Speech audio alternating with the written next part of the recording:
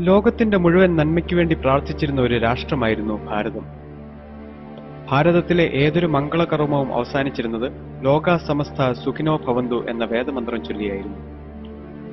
1947 വരെ വിദേശികൾ നശിപ്പിച്ച നമ്മുടെ സംസ്കാരം അതിനുശേഷം നമ്മൾ തന്നെ നശിപ്പിച്ചു.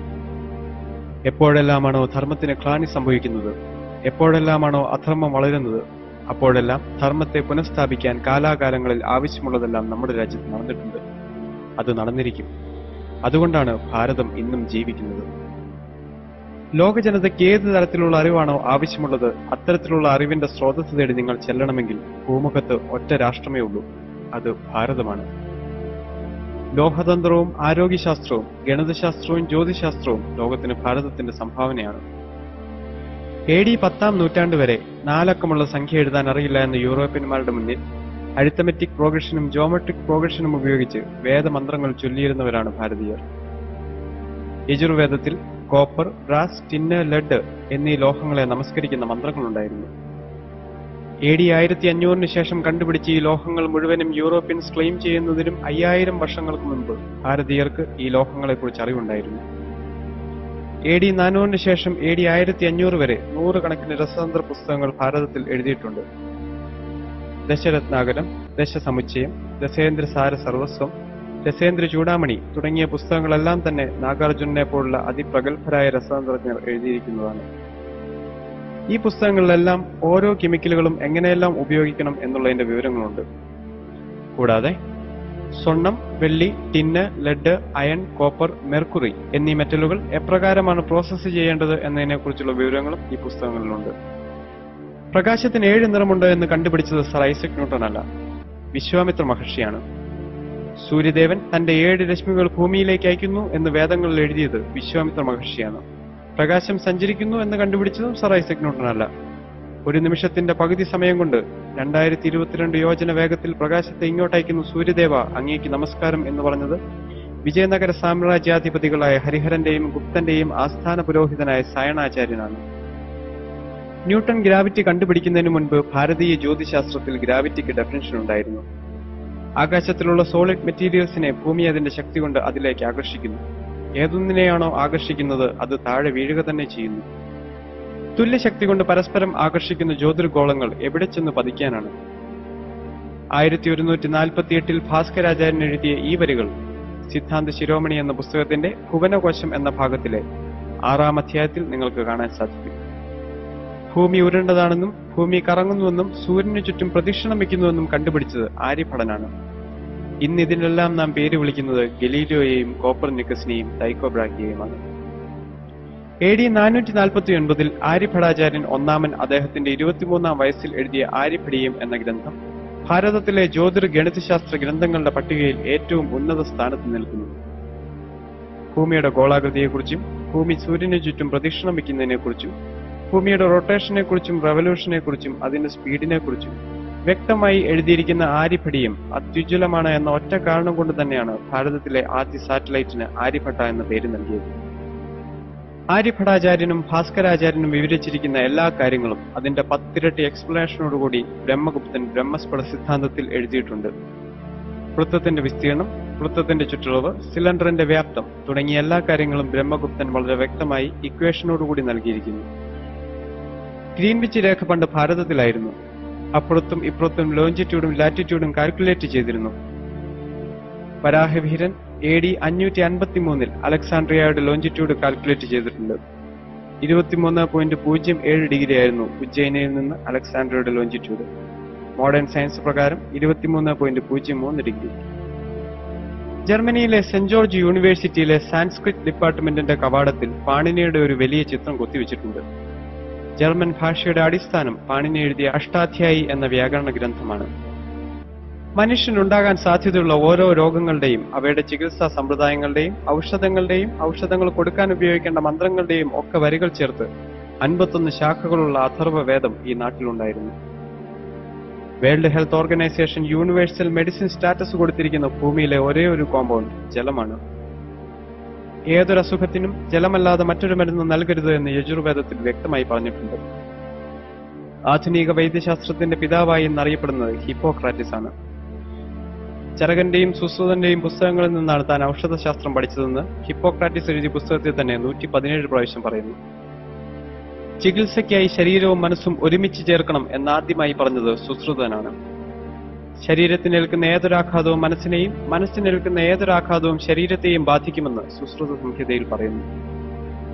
BC 700 എഴുതിയ ഈ സിദ്ധാന്തം 1993 വാഷിംഗ്ടൺ ഹെൽത്ത് ഇൻസ്റ്റിറ്റ്യൂട്ടിലെ ഡോക്ടർ ദീപക് ചോപ്ര പരീക്ഷണ വിധേയമാക്കി.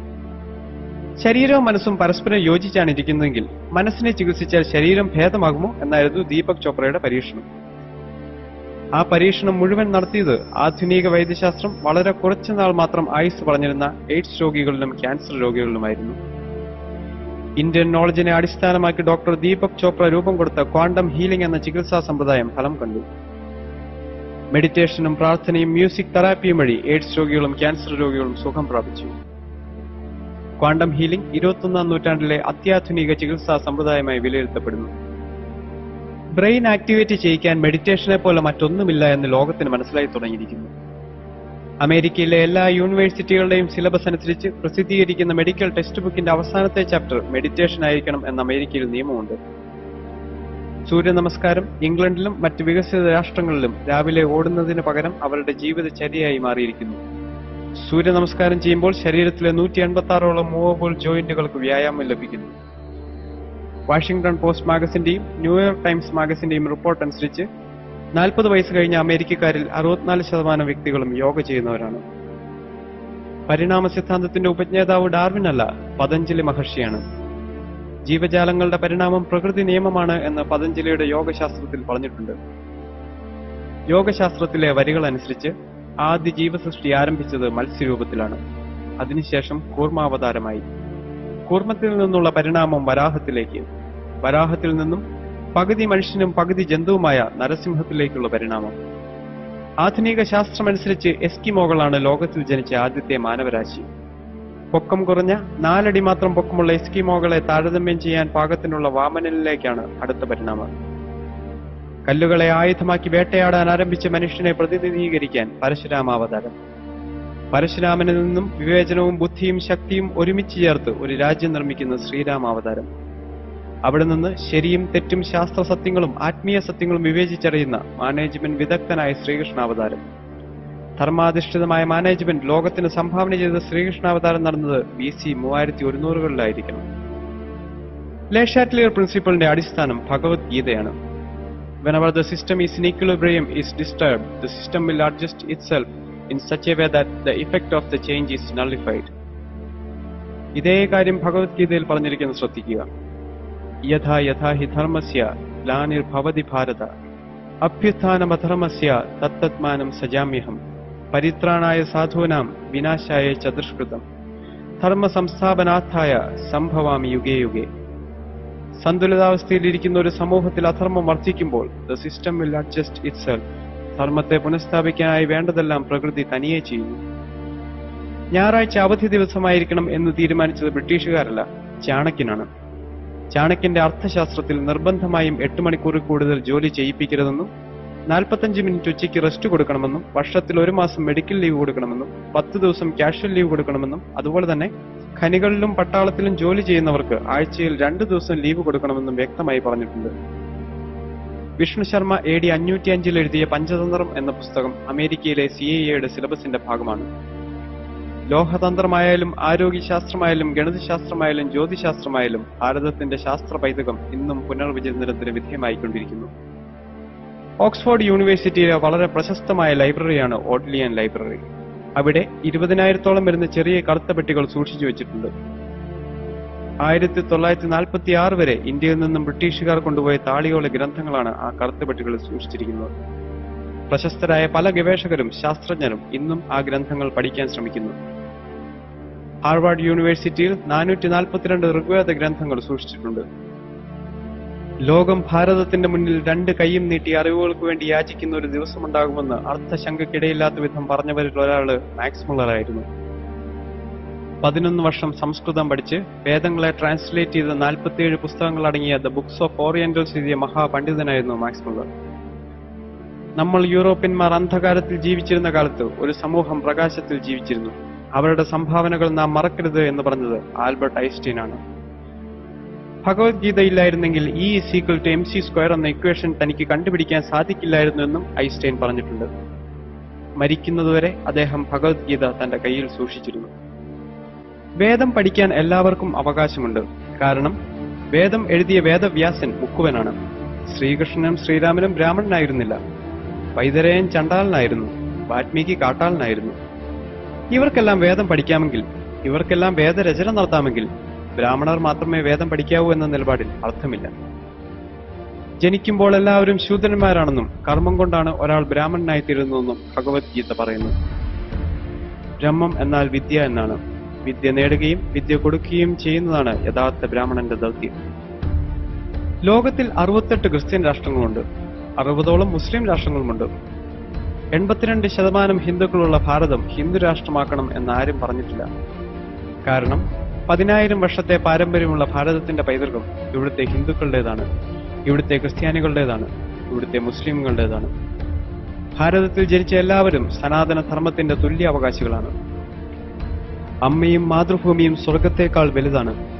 ആ ഭാരതത്തെ കുറ്റം പറയാൻ നിങ്ങൾ കൂട്ടത്തിൽ നിൽക്കരുത്. ഭാരതത്തിന് എന്തെങ്കിലും കുറവുകളുണ്ടെങ്കിൽ അത് പരിഹരിക്കേണ്ടത് ഭാരതമാതാവിന്റെ മക്കളായ നമ്മൾ ഓരോരുത്തരുടെയും കടമയാണ്. രോഗിയായ നിങ്ങളുടെ അമ്മയെ ആരെങ്കിലും കളിയാക്കിയാൽ നിങ്ങൾക്ക് തോന്നുന്ന വേദന നിങ്ങളുടെ മാതൃഭൂമിയെ കളിയാക്കുമ്പോൾ നിങ്ങൾക്ക് തോന്നണം. രോഗിയായ അമ്മയെ കളിയാക്കുന്നത് കണ്ട് ചിരിക്കുന്ന മക്കൾക്ക് മക്കളുടെ സ്ഥാനമുണ്ടാവില്ല.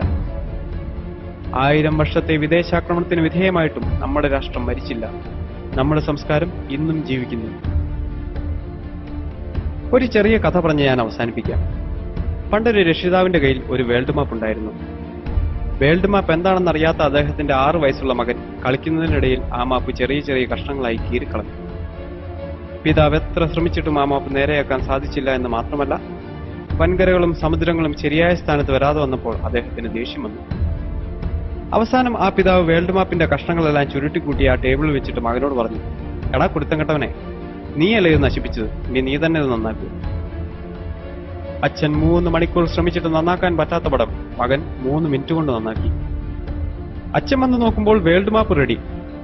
അദ്ദേഹം മകനോട് ചോദിച്ചു, 1ാം ക്ലാസ്സിൽ പഠിക്കുന്ന നിന്നെ ഭൂമിശാസ്ത്രം പഠിപ്പിക്കുന്നല്ലോ, പിന്നെ ഈ ഭൂഗോളപടം നീ എങ്ങനെ നന്നാക്കി?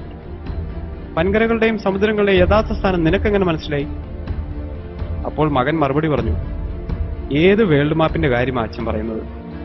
അവൻ ഭൂഗോളപടമേ കണ്ടിട്ടില്ല. ആ വേൾഡ് മാപ്പിന്റെ പിന്നിൽ ഒരു സിനിമാ നടന്റെ പടമുണ്ടായിരുന്നു. ആ ചെറിയ കുട്ടി കണ്ണ് കണ്ടു, കൈ കണ്ടു, കാല് കണ്ടു. കണ്ണവിടെ നിൽക്കണം, കൈയവിടെ നിൽക്കണം, കാലവിടെ നിൽക്കണം എന്നവൻ അറിയാം. ഒരു ഭാഗത്ത് വ്യക്തി ശരിയായപ്പോൾ മറുഭാഗത്ത് ലോകം ശരിയായി എന്നാണ്. ആ ഒരു വ്യക്തി നിങ്ങളാവട്ടെ എന്ന് ആശംസിച്ചുകൊണ്ട് ഞാൻ നിർത്തുന്നു. വിനയപൂർവ്വം നിങ്ങളുടെ സ്നേഹിതൻ മെൽബിൻ സുരേഷ്.